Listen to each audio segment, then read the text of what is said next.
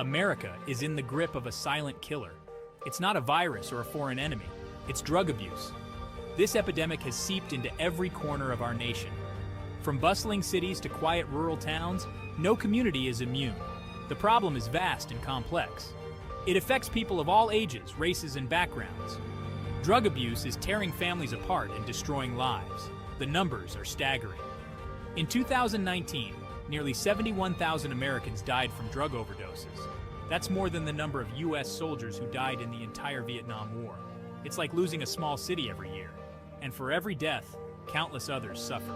They struggle with addiction, health problems, and broken relationships. The problem keeps growing, despite efforts to stop it.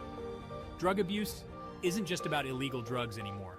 Prescription painkillers have become a major part of the crisis. Doctors once thought these pills were safe. Now we know better. Many people who would never touch illegal drugs have fallen into addiction through these prescriptions. It starts innocently enough. A back injury, a dental procedure, or chronic pain leads to a prescription.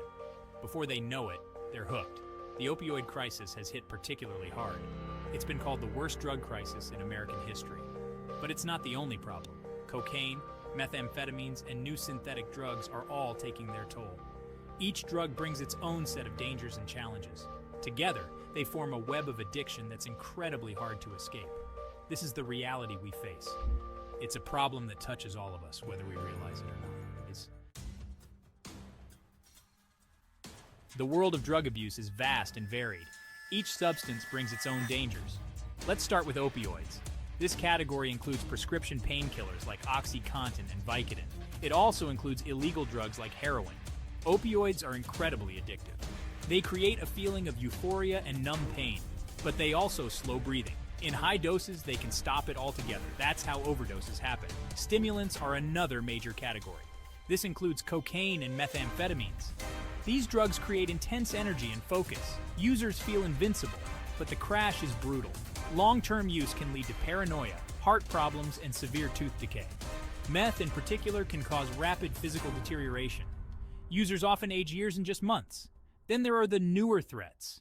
Synthetic opioids like fentanyl are incredibly potent. Just a tiny amount can be lethal. Dealers often mix it with other drugs to increase potency. This makes overdoses even more likely. Synthetic cannabinoids, sometimes called spice or K2, are another danger. These man-made chemicals mimic the effects of marijuana, but they're far more unpredictable and dangerous. Prescription drugs aren't just limited to opioids. Benzodiazepines like Xanax and Valium are widely abused.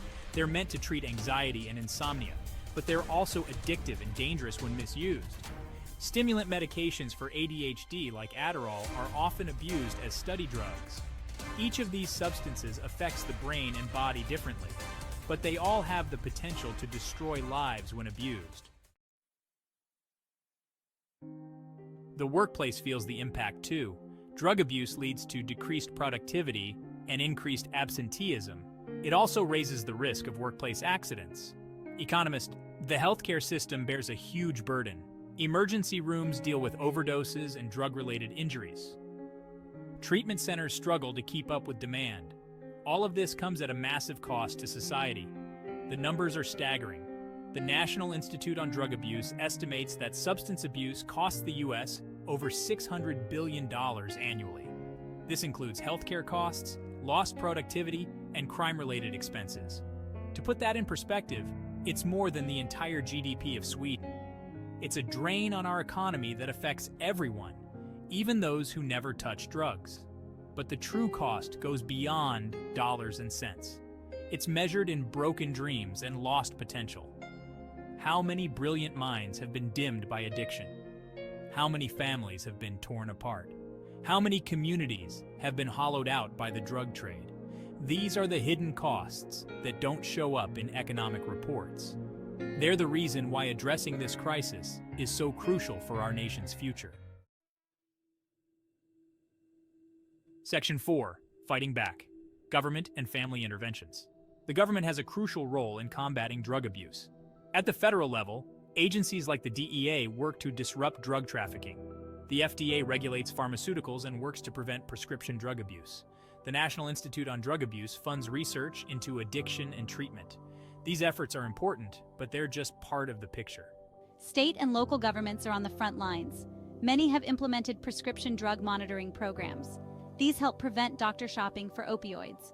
Some cities have opened safe injection sites. These controversial programs aim to reduce overdose deaths and connect users with treatment. Drug courts offer alternatives to incarceration for nonviolent offenders. The idea is to treat addiction as a health issue, not just a criminal one. But government can't solve this problem alone. Families play a crucial role in prevention and recovery. Open communication about the dangers of drugs is essential. Parents need to be aware of the warning signs of drug use. They should know how to access resources if they suspect a problem. For families dealing with addiction, support groups can be a lifeline. Organizations like Al-Anon and Nar-Anon offer help for loved ones of addicts. Recovery is a long and difficult process. It often requires professional help. Inpatient and outpatient treatment programs can be effective, but they're often expensive and hard to access.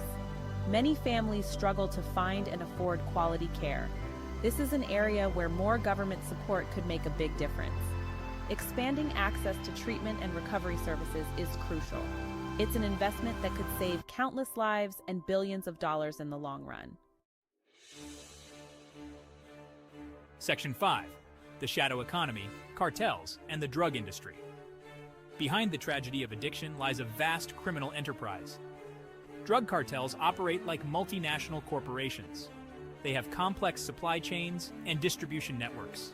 They use violence and corruption to maintain control. Mexican cartels dominate the trade in heroin and methamphetamine. Colombian cartels still play a major role in cocaine trafficking, but the landscape is always shifting. The rise of synthetic drugs has changed the game. Fentanyl, for example, is often produced in Chinese labs. It's then shipped to Mexico for distribution into the United States.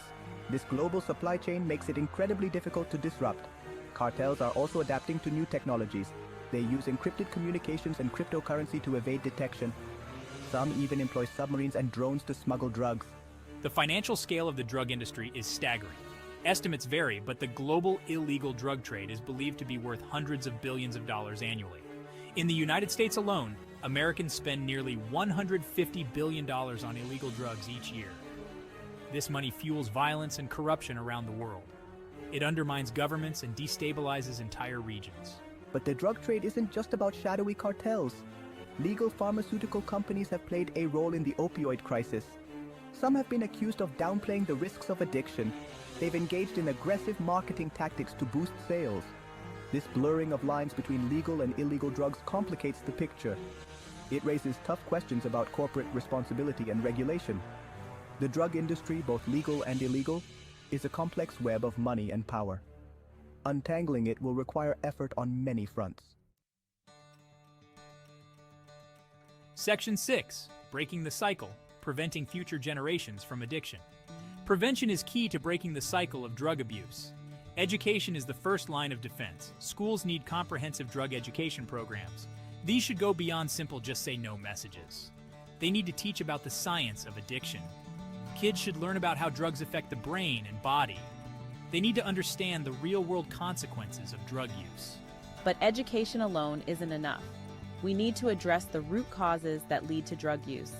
Poverty, trauma, and mental health issues all play a role. Programs that provide job training and mental health support can make a big difference.